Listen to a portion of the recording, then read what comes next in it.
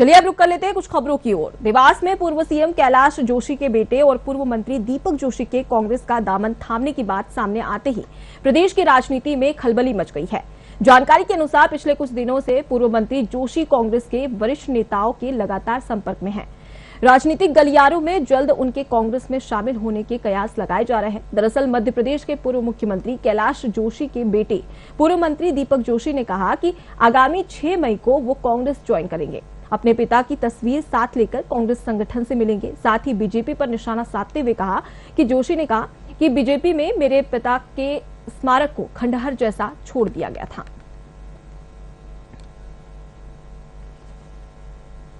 Hello भैया, नमस्कार। अमित बागलीकर बोल रहा हूँ साधना न्यूज से। अमित बागलीकर बोल रहा हूँ। हाँ बोलो भैया 6 को आप फिर कांग्रेस ज्वाइन कर रहे हैं?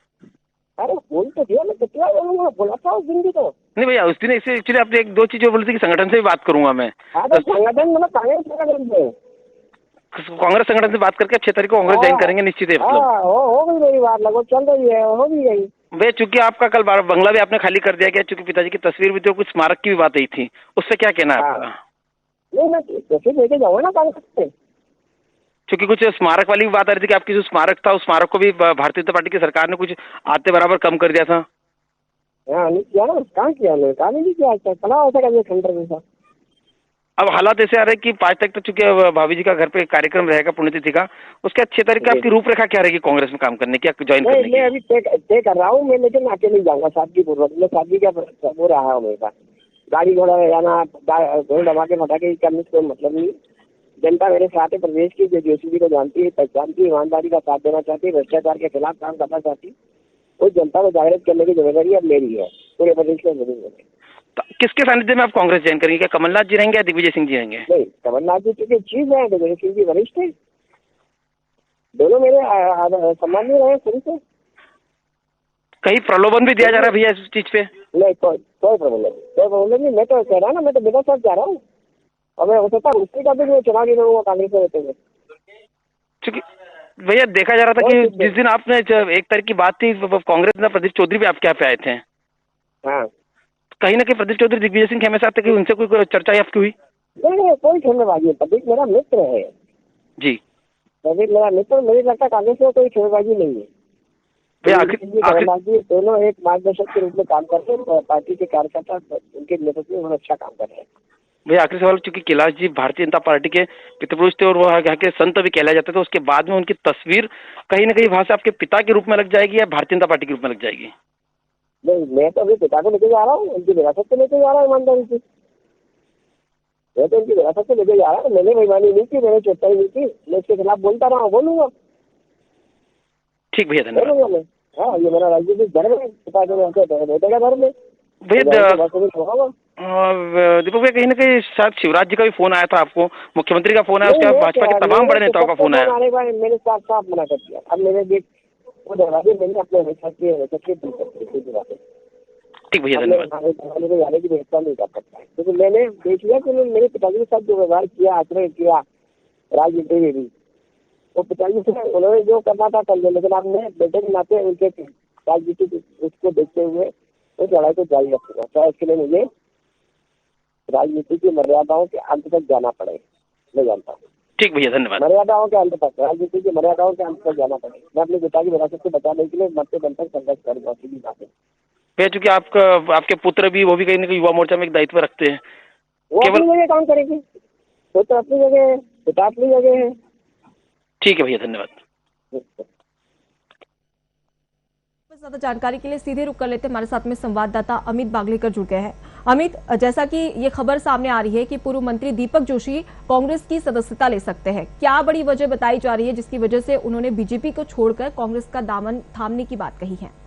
सबसे पहले बता दूं कि भारतीय जनता पार्टी की राजनीति में मध्य प्रदेश के देवास में नया भूचाल उठा है, चूंकि कहीं न कहीं पूर्व मंत्री दीपक जोशी, उनके पिता जो भारतीय जनता पार्टी के गुरु भी कहलाते थे, उसके अलावा संत भी कहलाए जाते थे, स्वर्गीय कैलाश जोशी, इन्होंने भारतीय जनता पार्टी को उस समय सिंचोया जिस समय आज ये बरवरी पूरा फूल, कमल का फूल खिल चुका है। अगर बात करेंगे दीपक जोशी की, तो दीपक जोशी को भी भारतीय जनता पार्टी में 2-3 बार विधायक रह चुके, पिछले शिवराज सिंह की सरकार में शिक्षा मंत्री भी रह चुके। उसके बाद भी कहीं ना कहीं उनकी इस नाराजगी की, जिस तरह से कांग्रेस के 26 विधायक भाजपा में आ गए थे, खरीद फरोख्त की सरकार के बाद उनकी अवमानना हुई है, ऐसा बोला जा सकता है। बहरहाल अगर हम दीपक जोशी की बात करेंगे तो उनसे जब 1 तारीख को जब साधना न्यूज ने बात करी थी तो उन्होंने स्पष्ट कहा था कि भारतीय जनता पार्टी द्वारा मेरे पिताजी की स्मारक जो बनेगी थी उसकी अवहेलना की गई, मेरे पिताजी की अवहेलना की जा रही है, साथ ही मेरी भी अवहेलना की जा रही है। ऐसी स्थिति में भारतीय जनता पार्टी मेरा मन घुट रहा है, जी घुट रहा है, उस कारण कहीं ना कहीं भारतीय जनता पार्टी छोड़कर कांग्रेस का परचम लहराने के लिए खड़ा हो रहा हूँ। जी अमित, कुल मिलाकर देखा जाए तो दीपक जोशी बीजेपी में उपेक्षाओं के चलते वो कांग्रेस का दामन थामने वाले हैं। ऐसे में अगर देखा जाए तो चुनाव आने वाले हैं और बीजेपी को इनसे कितना नुकसान हो सकता है ऐसे में, क्योंकि जो उनके पूर्व सीएम कैलाश जोशी के बेटे और साथ ही पूर्व मंत्री भी रह चुके हैं, एक अच्छी पकड़ है उनकी, और उसके बावजूद भी अगर वो कांग्रेस में आते तो बीजेपी को कितना नुकसान होगा?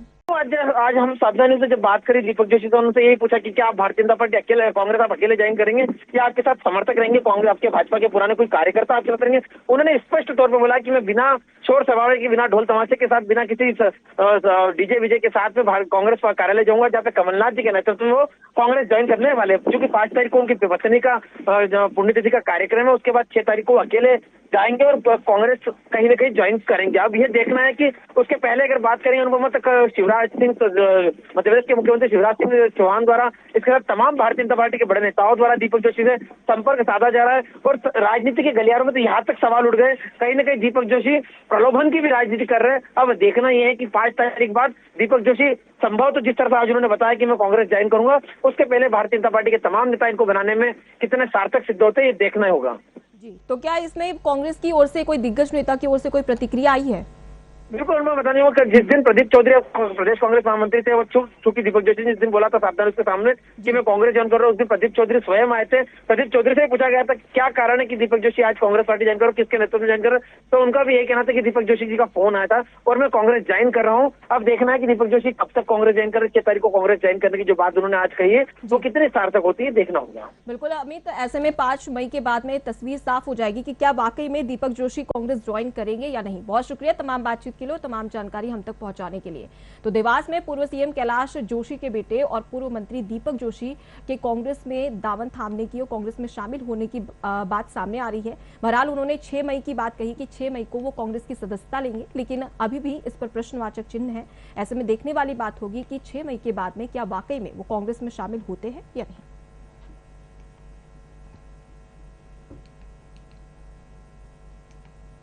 इधर इंदौर